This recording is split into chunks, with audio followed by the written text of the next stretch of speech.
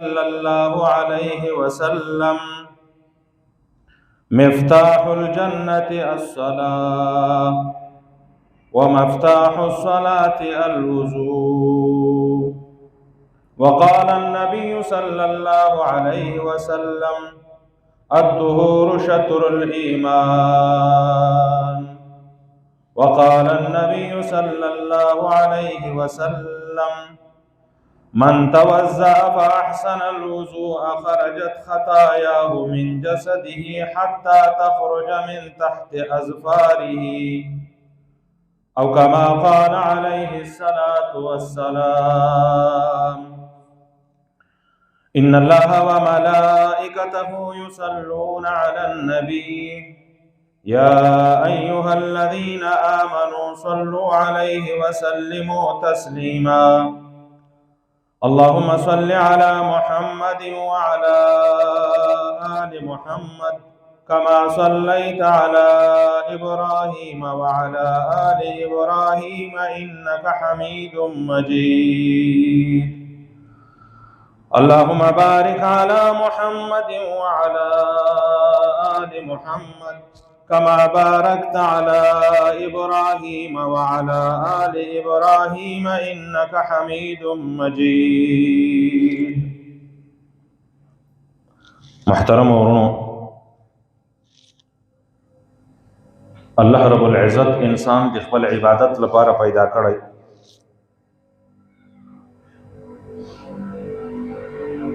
مقصد د تخلیق د انسان د عبادت د چې الله رب العزت عبادت وکي او په دنیا کې الله رب العزت راضي کی. د الله رب العزت د رضا او رسته سے انسان آخرت تولاړ سي او په آخرت کې الله رب العزت د جنت نعمتونه د انسان لپاره تیار کړي. دغه انسان سے الله رب العزت په دنیا کې راضي کړی د خپل عبادت په وجه سره د الله رب العزت د ذکر اذکار په وجه سره الله رب العزت په آخرت کې هغه د جنت او نعمتونه ورکړي. لیکن دغه انسان سے دنیا ته الله رب العزت را لېږلی ده او دته حکم د عبادت کړی ده. دغه عبادت چې الله رب العزت په انسانانو باندې لازم کړی دی دغه د طریقې د ترویج لپاره الله رب العزت انبیا را لېږلي او نبی علیه الصلاۃ والسلام په آخري پیغمبر نبی علیه الصلاۃ والسلام ته ملاو شوی دا او الله رب العزت آخري پیغمبر نبی علیه الصلاۃ والسلام ګرځولی. کوم عبادت چې الله رب العزت د انسانانو لپاره لازم کړی دغه عبادت طریقه نبی علیه الصلاۃ والسلام ته الله رب العزت ورکولی. نو د انسان عبادت په هغه قابل قبول شي د نبی علیه الصلاۃ والسلام په طریقه باندې عبادت وکړي. کچيري انسان د نبی علیه الصلاۃ والسلام په طریقه باندې عبادت ونه کړي د خپل منشا د خپل خوخي د خپل زړه مطابق چې کوم زړه یا خپل منشا ورته یای خپل خواهشات چې کومه طریقه ورخی په هغه نقشه باندې روان شي الله رب العزت دغه عبادت قابل قبول نه ده. عبادت په هغه نقشه په هغه طریقه باندې چې کوم پیغمبر علیه الصلاۃ والسلام په کومه طریقه سره ادا کړی بیا به دغه عبادت د نجات دغه عبادت په کامیابی دغه عبادت په الله رب العزت د رضا سبب ګرځي. په دغه عبادت باندې به الله رب العزت راضي کیږي او انسان ته د آخرت او نعمتونو ورکوي. په دغه عبادتو کې اول عبادت د لمانځه ده چې الله رب العزت په انسانانو باندې لازم کړی ده. دغه عبادت پر الله رب العزت انسان سوړ کوي. پنځه وخت المنځ په انسان باندې لازم د پورس کې چې بالغ عاقل مسلمان انسان یا الله رب العزت په د باندې پنځه وخت المنځ فرض کړی. دغه پنځه وخت المنځ په کومه طریقه سره به دای ادا کوي الله رب العزت خپل پیغمبر ته هغه طریقه ښودلې ده. اوس به امت د نبی علیه الصلاۃ والسلام په هغه طریقه باندې رفتار کی په هغه طریقه باندې بتک کی بیا به د عبادت قبول. د دغه عبادت ته ادا کولو لپاره اول لازم شی چې دا طهارت ده، پاکی ده، چې انسان د نجاست، د حدث صغیره او د کبیره نه، یعنی د لوبي او د سی او د وړي بیا او د سینه دغه انسان ځان پاک کی او الله رب العزت دربار ته ودرېږي. یو طهارت ته، یو نظافت ته. طهارت او نظافت په منځ کې فرق ده. طهارت ایک شی ته ویل کیږي چې هغه د الله رب العزت د پیغمبر په طریقه سره هغه صفائی حاصله کی انسان په پاک او بو سره او په هغه طریقه سره چې کوم شیان لازم سوي په انسان باندې دغه شیانو لحاظو کې انسان هغه کارونه په صحیح طریقه سره ادا کی، دغه سړی طاهر سوی پاک سوی د لپاره عبادت چې د طهارت نه مخکې کوم عبادت د لپاره ناجایز او مثلا المنځ کول، قرآن مجید ته لاس وروړل، هغه شیان د انسان لپاره پاک شو. یو د نظافت خپل صفائی خیال ساتل، لباس د پاک ده لیکن اودس د انسان نه، جامې د پاکی دي، غسل دی وکوي د فرائضو دي، لحاظونه که نظیف سولی صفا سوی خو پاک نه انسان، چې د شرایطو یې خیال نه ساتلی. انسان به د فرائضو د ارکانو شرایطو خیال ساتي، بیا به دغه عبادت د الله رب العزت په دربار کې قابل قبولی. اول شرط د لمانځه لپاره دغه طهارت ده، او په طهارت کې اودس ده. انسان دغه عبادت الله رب العزت په وخت کې قبلایي چې دی طاهري پاکي، دی په اوداس کې د اودس په حالت کې بیا اودس نه. کوم انسان چې خپل ځان پاک کې په صحیح طریقه سره طهارت حاصل کی، د دې اودس صحیح طریقې ادا کولو سره الله رب العزت په دې اوداس کولو کې دومره نورانیت پیدا کړي چې الله رب العزت هغه عبادت چې مخکې دی د لمونځ ول عبادت ادا کوي، الله رب العزت بیا هغه عبادت قبلوي. کچېرې انسان د دې اوداس خیال ونه ساتي، د سنتو فرایضو شرایطو د مستحباتو خیال ونه ساتي، انسان هغه اودس بیا د انواراتو نه خالی، بیا هغه انوارات هغه طاقت چې د انسان په اودس کې کوي د الله رب العزت د قبولیت ذریعہ ګرځي، بیا هغه انسان په اودس کې هغه طاقت، هغه قدرت، هغه نورانیت د ایمان نه. اول شرط د اوداس لپاره نبی علیه الصلاۃ والسلام ذکر کړی،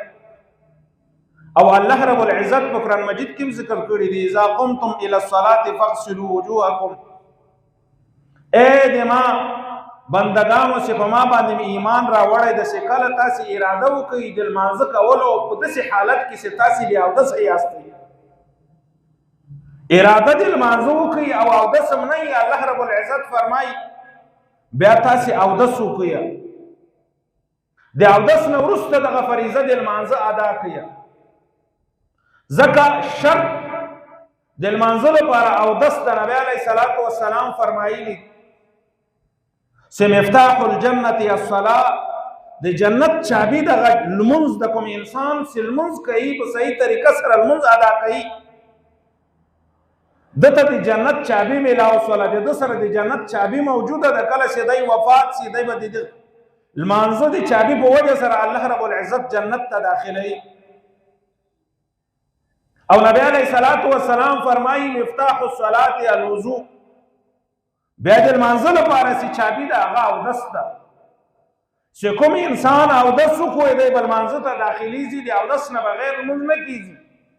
بیا دغه لمونځ چې په اوداسه باندې کړی د دغه په ذریعه سره به الله رب العزت دی جنت ته داخل.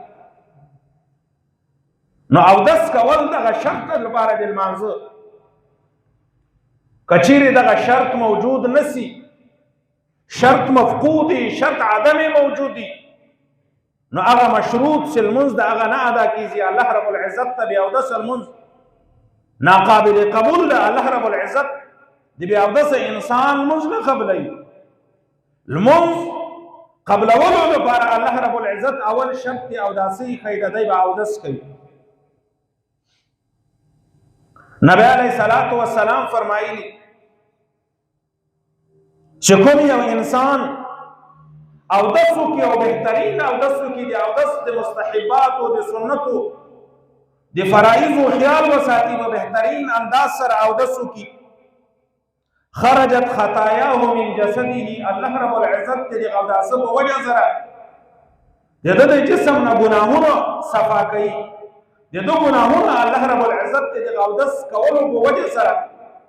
د ګناهونه ختميږي حتى تخرج من تحت اظفاره نبی علیہ السلام فرمایلی چې د نوکانو نه لاندې کومه ګناه موجوده ده الله رب العزت دې غوډس ان معلومیږي چې دغه استما ده د ما امتی به د قیامت په ورځ باندې په نور امتیانو کې داسې معلومي د اودس هغه اندامونه به داسې چړکیږي د اودس کولو په وجه سره من آثار الوضوء د اودس د آثار د اودس د کولو له وجه به اندامونه دي هغه د اودس پرکیږي او هغه به ما امتی فمن استطاع منكم ان يطيل غرته فليفعل کوم انسان چې دغه غواړي چې د ما دغه اندامونه د ډیر وچړکیږي نو هغه دغه اندامونه پاکي هغه دغه اندامو کې اضافه والی کې الله رب العزت په دغه اندامونه تزیات رڼایي ورکي زیات روشنايي ورکي زیات په قیامت په ورځ باندې روشانه دغه اندامونه دي کوم انسان چې الله رب العزت په دربار کې په او داسه باندې همیشه ځان ساتي الله رب العزت دغه انسان تدیر مقبول انسانی نبی علیہ الصلوۃ والسلام سکل جنتو تولاړ حضرت بلال رضی الله تعالی عنہ تورست فرمایي اے بلال ز سکل جنت تولاړم د تاج قدم اغا आवाज مان مخ کی روان وای زبدې پیدم سي د تاج قدمو आवाज ده او د مان مخ کی روان اے بلال کوم عمل په دنیا کې کیسه تا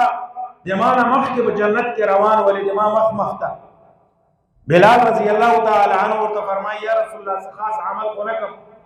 خو کله چې زبې او د سکیزم فورا او دسکا او کله چې او دس وکم دغه ورسته دوه رکعات نفل ادا کوم نبی علیہ السلام فرمایي چې دې عمل په وجه باندې الله رب العزت تا ته دومره رتبه او دومره مقام درکړي چې ته دې بیا او دسینه ورسته فورا او دس وکي او بیا دې ورسته دوه رکعات دې الله رب العزت رضا لپاره وکي نو الله رب العزت دغه مقام دغه مرتبه الله رب العزت دغه عمل په وجه سره درکړي ده نو محترم ورو د اودس لپاره اول د منزل لپاره اول شرط دغه اودس ده باید اودس په صحیح طریقه سره انسان وکي الله رب العزت په دې آیت کې سما تلاوت په سلور شیانو تذکرہ کړي او د کوم شي تذکرہ سي په قران کې رااله دی الله رب العزت له جانب نه حکم او فرض ده هغه کې که ذره برابر د انسان نه پاتې سي ذره برابر د انسان اودس قابل قبول نه ده سلور شیان حکم الله رب العزت کړی دغه سلور شیان سلور کارونه په اودس کې فرض دي کچيري په دې کې د وشتون یو ځای پاتې سي د انسان نه هغه اودس قابل قبول نه ده اودس دې لایق نه سي الله رب العزت په هغه باندې د موضوع عبادت قبول په یو کې اول الله رب العزت ذکر کړی اذا قمتم الى الصلاه فاغسلوا وجوهكم بل مخبا کول دي او مخ د سر د وختانو نه ونی سد لاندې تر ځنیو پورې دغه د مخ حد او یو ور د نرمۍ نه ونی سد بل تر وګ نرمي پورې دغه حدود پاکول د انسان لپاره لازم دی او دغه فرض دی کبه دی کې یو وخت برابر د انسان نه پاتې سي الله رب العزت دغه عبادت نه قبلای وايديكم الى المرافق او لاسونه تر څنګهلو پورې پاکول دغه د انسان لپاره لازم دی دایبه دغه څنګهلي سره لاسو پاکي دغه په فرض کې داخل دي دغه شی فرض ده د اودس کولو لپاره کچيري په دې لاس پاکولو کې انسان نظر برابر کوتاهي وسی وچي پاتې سي هغه اودس الله رب العزت ته قابل قبول نه ده او هغه باندې المنځ نه ادا کیږي وامسحوا برؤوسكم دریم نمبر الله رب العزت مسح د سر لازم کړی ده چې تاسو په خپل سرو باندې مسح کوئ د امام صاحب په نسبت باندې امام صاحب فرمایي چې مسح د سر سلرمه حصہ لازم ده په انسان باندې چې د سر مسح بدای کوي خو څلور حصے به سر تقسیم کوي او حصہ مسح په انسان باندې په سر باندې لازم ده فرض ده کچیر دی وی حصے نه کوم ځای د انسان د مسح لاندې راغی او کمی مسح کوي دغه انسان او داس نه ده سوی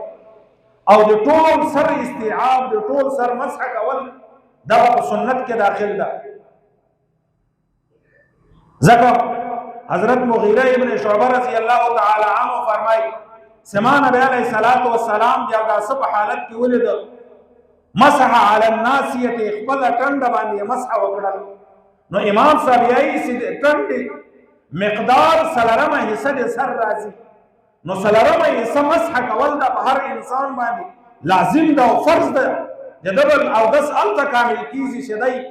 په خپل سر باندې د خپل سر په سلرمه حصہ باندې دای مسح وکي کله سخاله طرف سلرمه حصہ